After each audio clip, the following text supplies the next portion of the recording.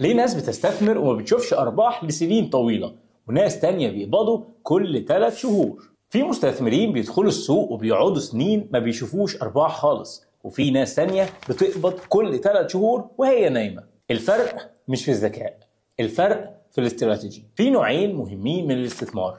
أول نوع الجروث انفستنج، تاني نوع الانكم انفستنج. ولو مش عارف الفرق ما بينهم يبقى غالبا انت ماشي في طريق مش مناسب ليك. الجروث انفستنج لما بتراهن على المستقبل.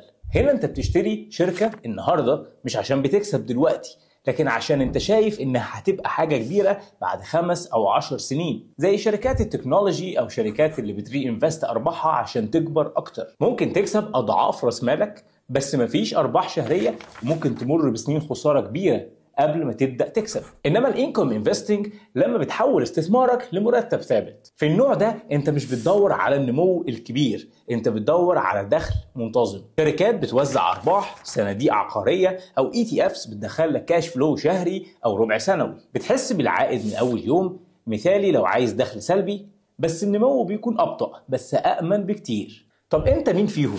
لو عندك مثلا 25 سنة مفيش مشكلة تغامر شوية وتدخل جروث بنسبة كبيرة، لكن لو في الأربعينات أو بتجهز للتقاعد يبقى محتاج تحول بالتدريج ناحية الإنكم عشان تبني دخل حقيقي من فلوسك. وانت أكيد محتاج توازن ما بين الاتنين حسب عمرك وطموحك والمخاطرة اللي تقدر تتحملها. ولو سألتني ادخل في البداية الجروث ستوكس، لأن ممكن يعمل لك أرباح أكتر بمبلغ مش كبير، في حين إن الإنكم ستوكس بتحتاج مبلغ أكبر شوية عشان تبدأ تحس بأرباح قوية. فابدأ بالجروث يعمل لك مبلغ كويس تقدر بعدها تستثمرها في الإنكم انفستمنت. وأنا عن نفسي عملت كده. اكتب كلمة كورس في التعليقات وهبعت لك لينك فيه تفاصيل أكتر عن الكورس اللي ممكن يغير حياتك.